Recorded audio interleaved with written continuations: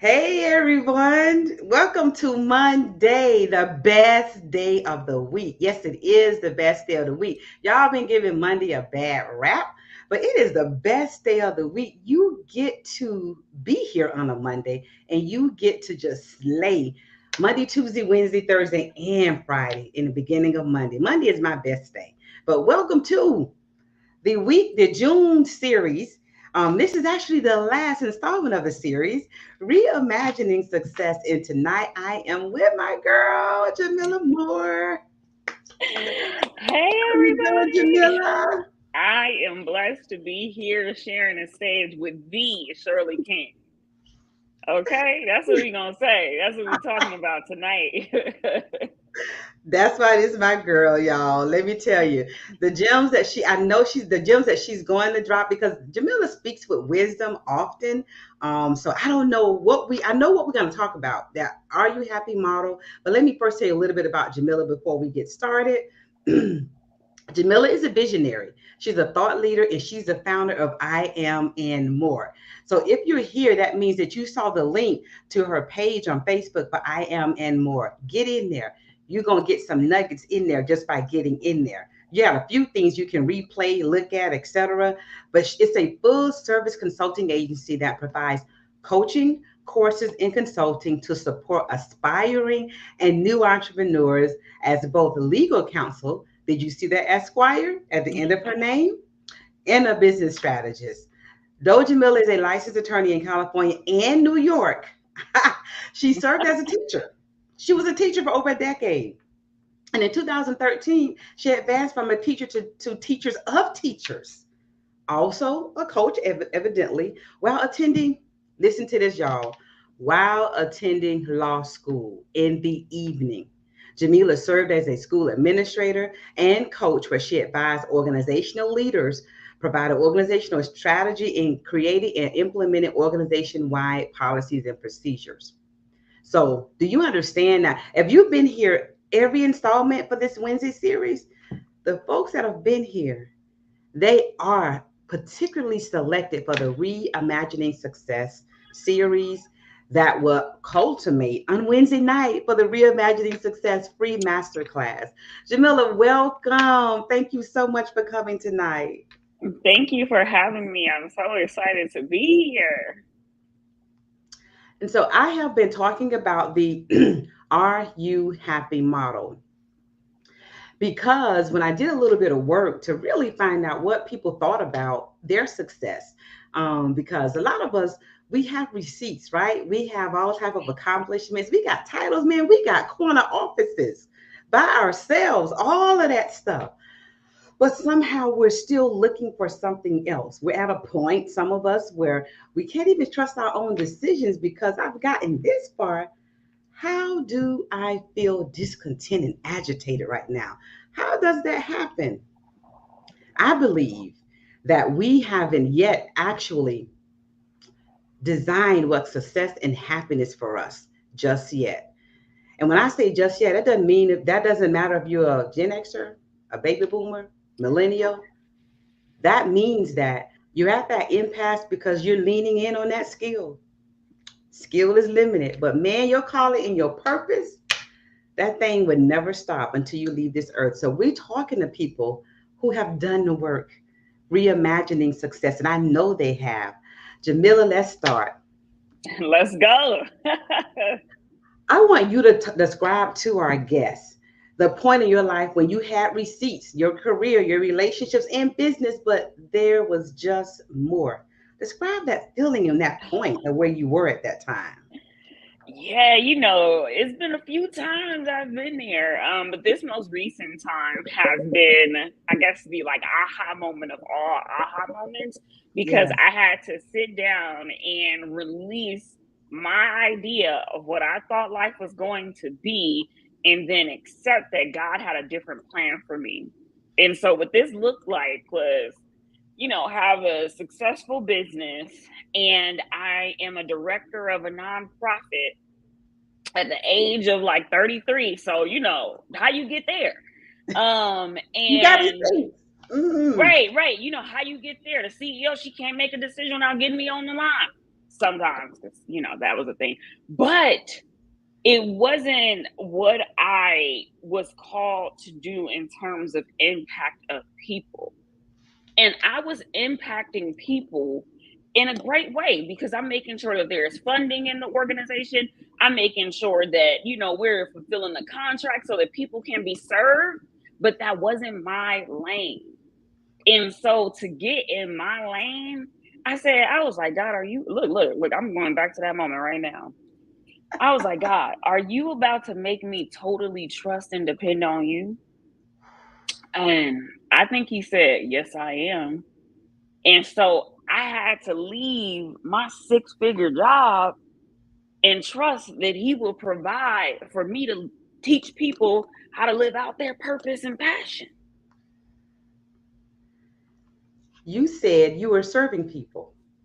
Mm-hmm. And the reason why that's so critical is that when an individual says, my calling is to serve people, and they're doing that within their skill because you were, then I made it. This is what I'm supposed to do. But it's really not in that lane of what you were supposed to do. That was death right there.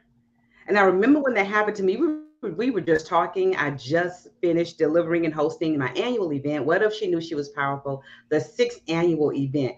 But let me just tell you guys, this time I delivered without any heavy lifting. There are some huge expectations. Listen, the name is What If She Knew She Was Powerful? So you do know people walk in that space like, I want to over deliver for me with that name. But this is the first year that I didn't have any heavy lifting because I did some work. I decided and knew what happiness really was, that soulful, that divine, and that deep happiness. Once I got there, I was able to clearly see exactly where my purpose and call should lay. I was already impacting people, but I needed to pinpoint the lane I needed to be in for that. That's Yes. what success is. So in our Are You Happy model, I talk about it's an acronym. Uh-huh. Because when people started talking about, and I realized that people were really looking for that, that soulful and that divine happiness. And I did some research, like what really is being happy is. So I took a point of looking at the actual name happy. I didn't create the word happy, but the acronym, right? So, what about that word? What are the things that's attached to that word that would really render someone to be in that soulful, divine happiness?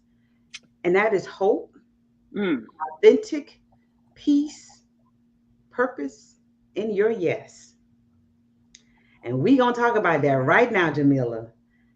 So, Jamila, what is hope for you? Hope for me is woo, the Woo! belief in vision.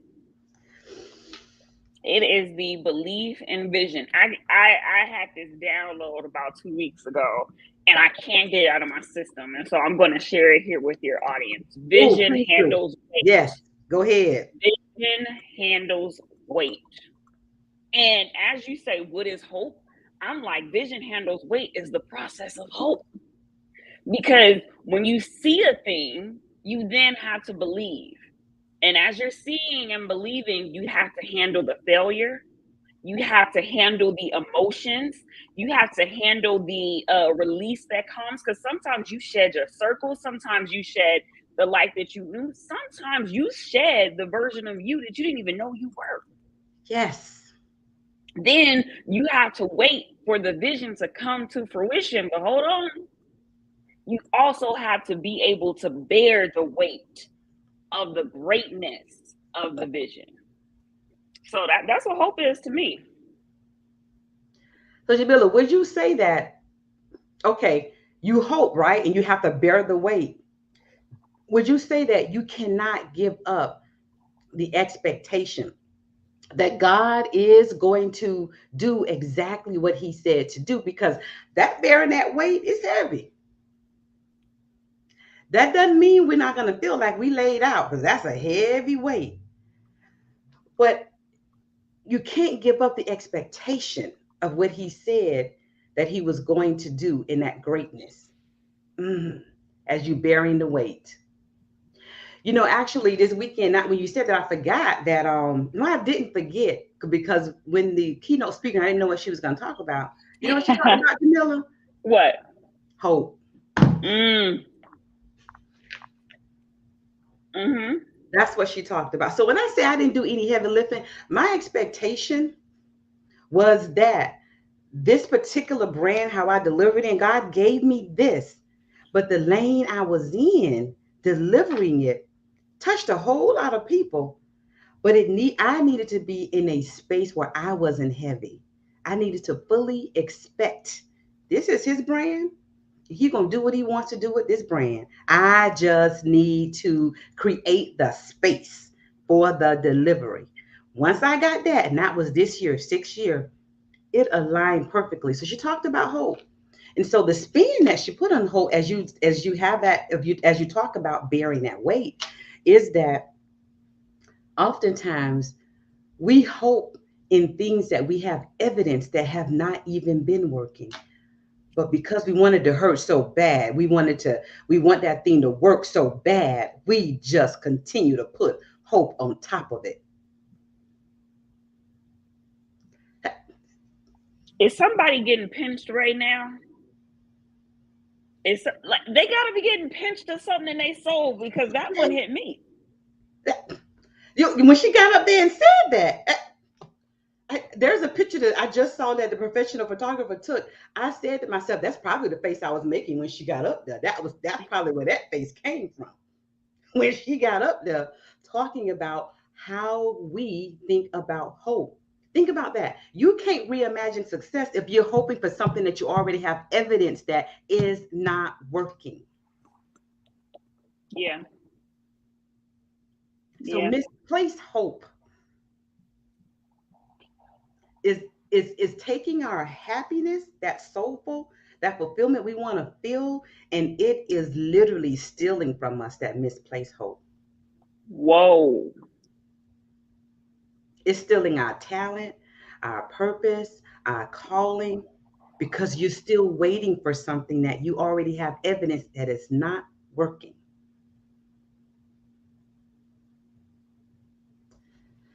Jamila, we just don't hope. I know. I know. I know. I know. And I'm like, are they registering for this masterclass? Because I will be registering for this masterclass right now, because I know that if you just went through H and this is all that I got, my God, what you gonna give us on Wednesday?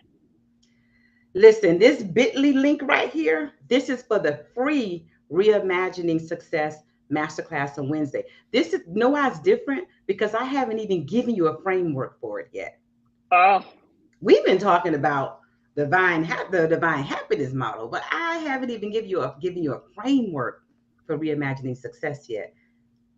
And if you go back to every week, I don't know how to underdeliver. You gonna get it on Wednesday. It's not in my DNA to underdeliver. she said, I don't know how to under deliver. Come on. That's when when you follow the happy model, this is the place that you get to. That you over deliver, knowing that God got so much more for you that I can't even give it away if I want to. It's too much. It's too much. It's too much. So get that bit.ly address is your free masterclass, or go to lifeonpower.com/power links. Is in there. Is right there in there. Because some of you all has been messaging me and texting me. That's what I'm giving you. Just go there and go down to the bottom, and you will see sign up for the free masterclass. But that next part of the happiness model is being authentic. And it is so amazing that authentic is behind hope. Like, I know God created this for y'all, because I can't make this up. I cannot make this up. That being authentic, how you remain authentic to your values, regardless of where you are or who you are with. So, Jamila, in the middle of that process, when You already had this feeling that I should be doing something else and somewhere else. How do you remain authentic to your values, regardless of where you are, what space you're in, the folks that you're with, whether they're colleagues, leaders, family members? You know, how do you remain when you haven't even realized that hope bears weight yet? You hadn't even realized that yet.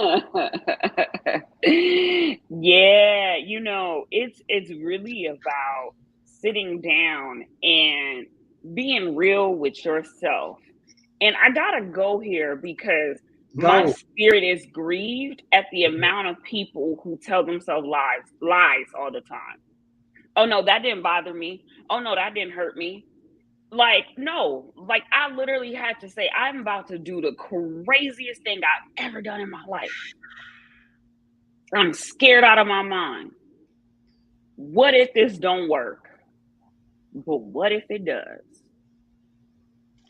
Have you not seen my resume? That's what God is asking me. Have you not seen my resume? But God, Ooh. this a different type of leap.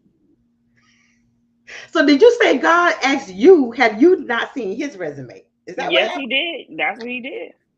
So I had to get authentic with me and then live in his truth and study his truth on what he had done over my life, as if he's going to bring me this far to cause me to fail.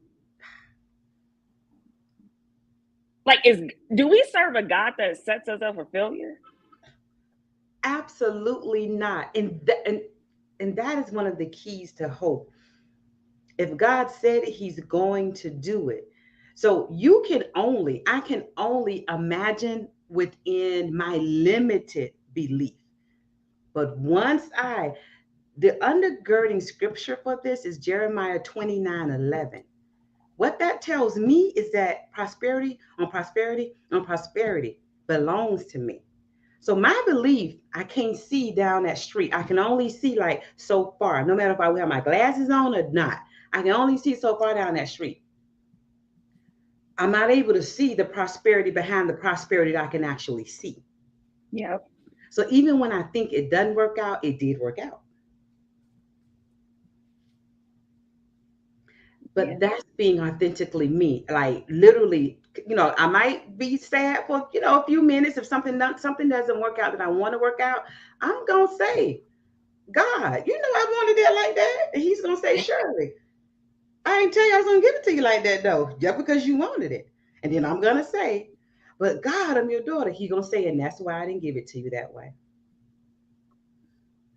Yeah. Yeah. Yeah. Authenticity is sitting in the tears and saying it's hard. That's what it is. And that's a part of reimagining success. Because when you pivot, you gotta sit in that thing. Yeah. That's the authentic part of it. You gotta answer this. And sometimes it's okay to say to folks, when you have discovered really where your happiness lies and where your success should be, it's okay to say to folks that I'll let you know when the time is right. Because some of y'all are trying to figure out what to say to people.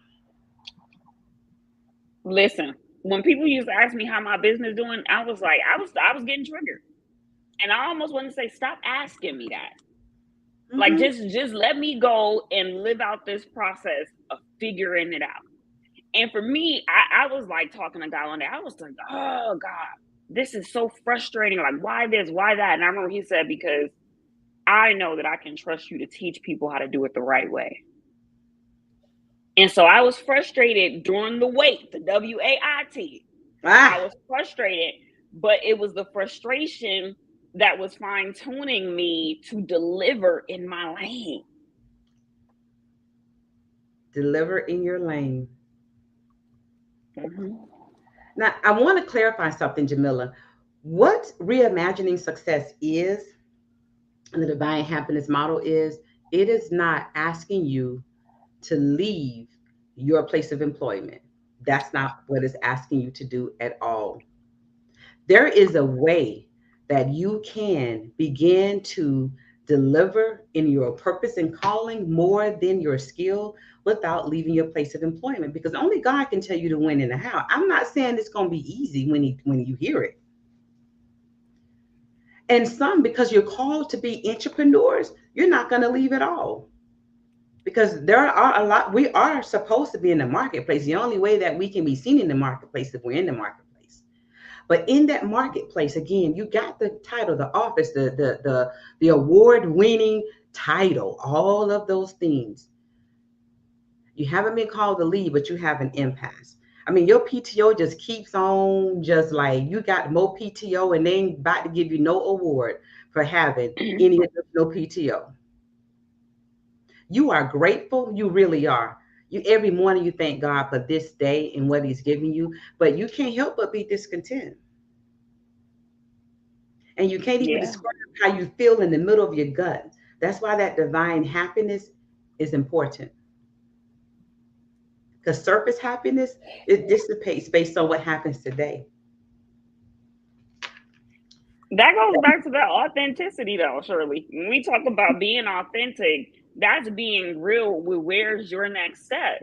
Because we also don't talk about, like, in 2019, when God called me to, like, entrepreneurship in general, I was like, wait a minute, I got to work a job, serve these new businesses, and study for the hardest bar in the country. Who do you think I am? Who I made you to be? His daughter. That's who I know you are. You're my daughter. And so Jamila talks about 2019. That role for me started in 2017, delivering in an aggressive role while I'm delivering, wearing three hats in that role, and then the role of an entrepreneur as well. So we talk about it. When you hear us talk about it, it is because I know I asked, well, how am I supposed to do that? But he gave me some framework for that, and that's what I'm going to be sharing. Some of that framework on Wednesday. I journal a lot, so I went back to what did you tell me to do and why you told me to do it, Lord, and how did you get me to do it? Because I had receipts. There was no reason for me to do anything else.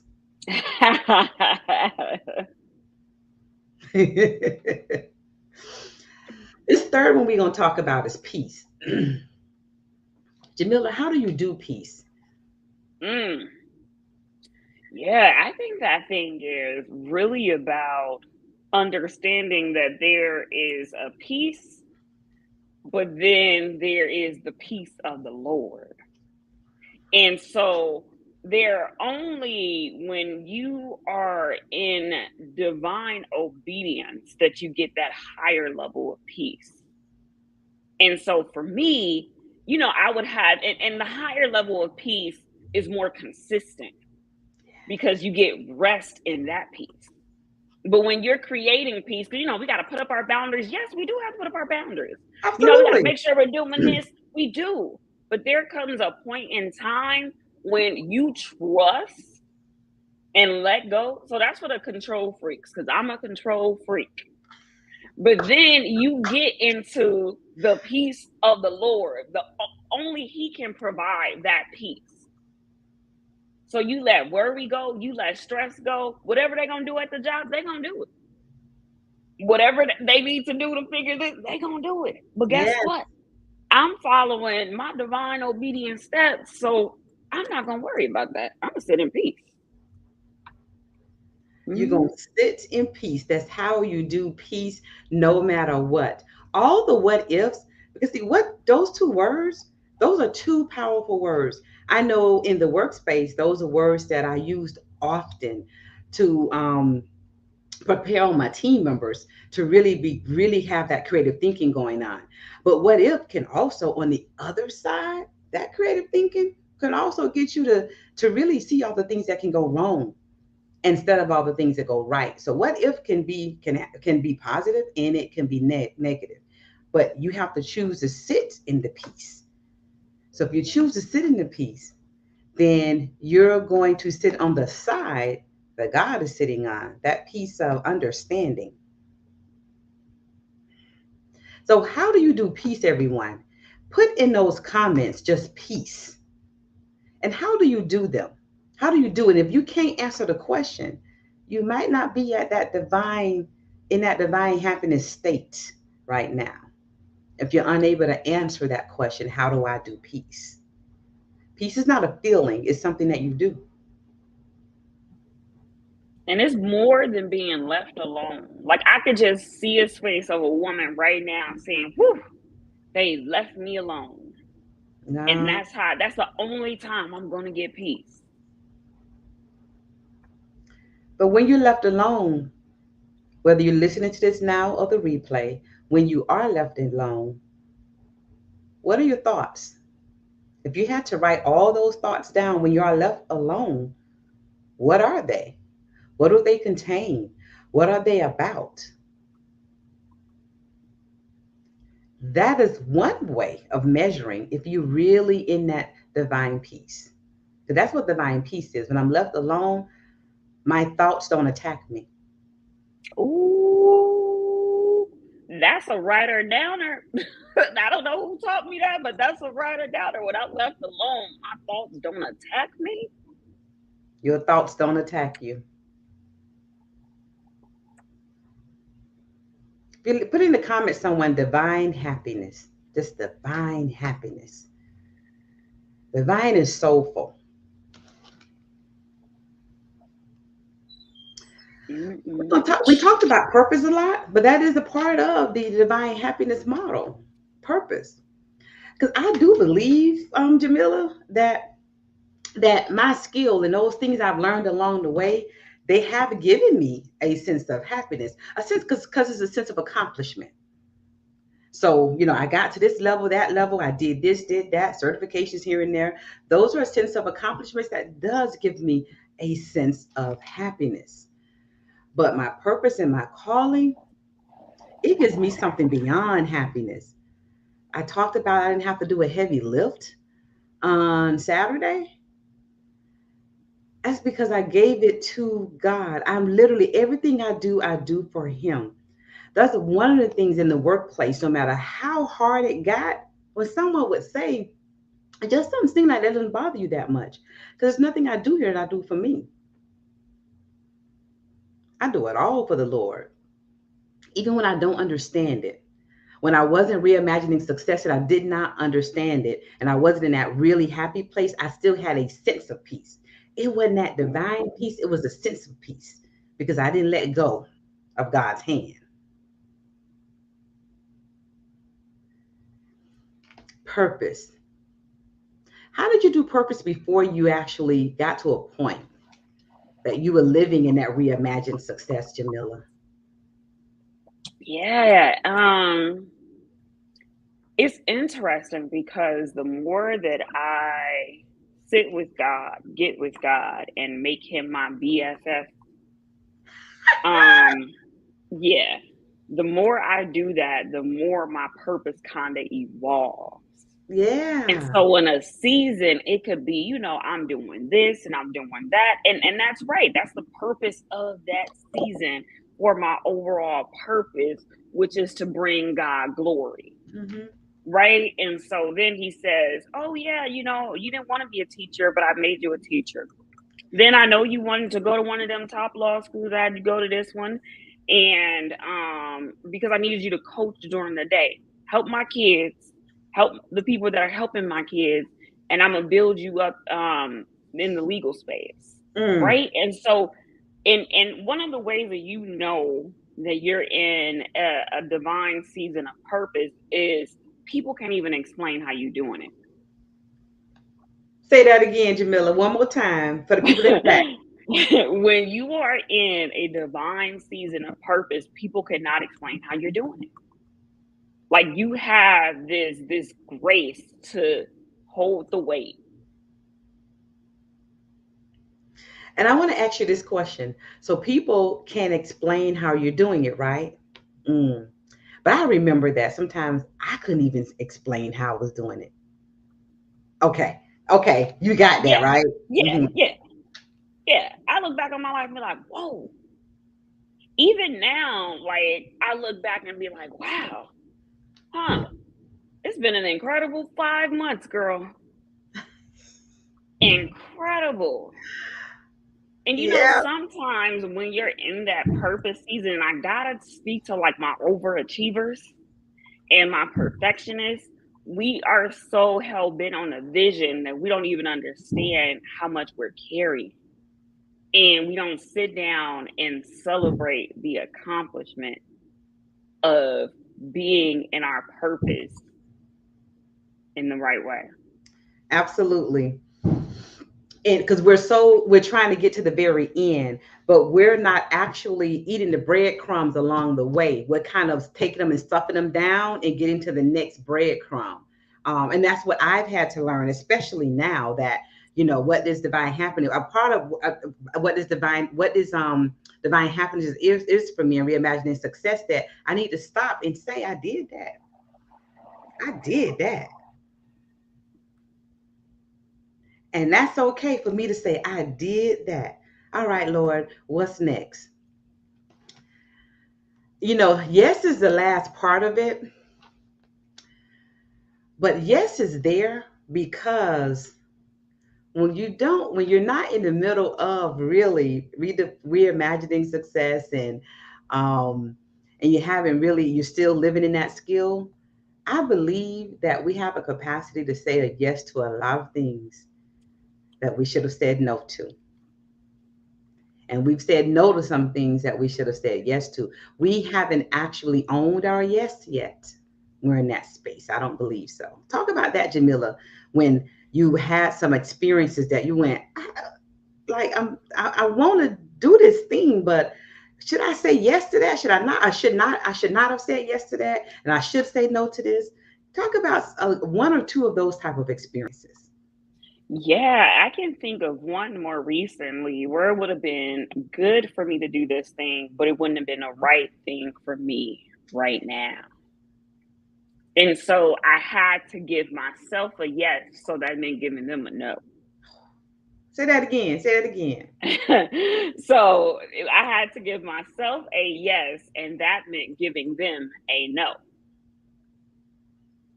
Because I can do good things all day long, but if I'm following the model, I'm hope, I'm authentic.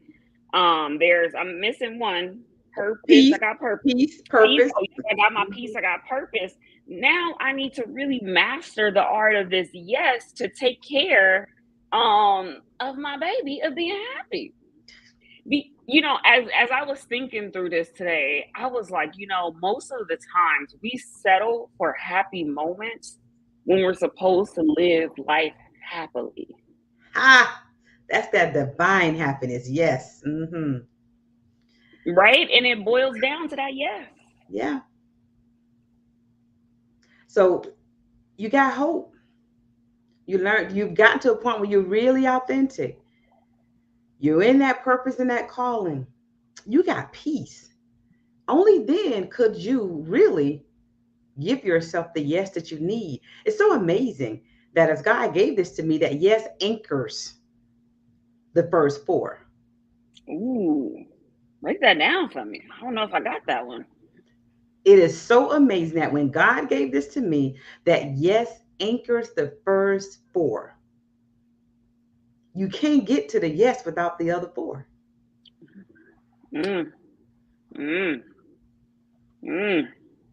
Okay. Okay. I'm following. And that's what reimagining success does for us. It allows us to be able to live our life on genius mode. Because with our receipts, Jamila, we were living in excellence. Let's be Right. clear. But this genius mode is a whole nother level. Your peace becomes more important to you than your comfortability.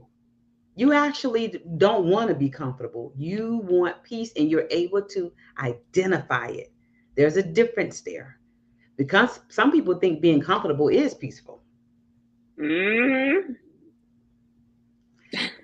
With reimagining success, you're committed to what goes in you all the time and what's around you all the time and who is around you all the time. And you become a no sayer. And it happens automatically. mm-hmm. I know for me, sometimes I would say no and go, oh, I didn't even feel a certain way when I said no to that. if we're honest, you have to get to a place where you're comfortable saying no, especially depending on your history, because I was a people pleaser at some point. And Ooh, so people had to get used to this new Jamila that said, let me think about it. Nah, I can't. Because I gotta say yes to me. I'm in a absolutely. divine happiness season. That bit.ly link at the bottom. Make sure you take a picture of it or just go to lifeonpower.com/power links.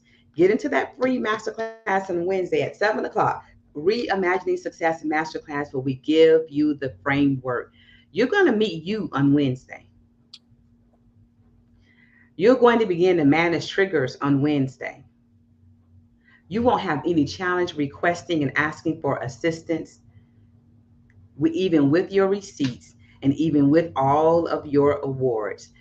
Right then and there on Wednesday, I promise you, that that thing, that thriving that's in the middle of your soul, it will begin to give you some relief. Show up to that masterclass on Wednesday, and that's what it's going to do for you. Jamila, thank you so much for joining me tonight for the Reimagining Success June special series. Thank you for coming in here on Mondays as we prepare for Wednesday. All right, it's been great. Good night, everybody. Thank you for Good joining us. night.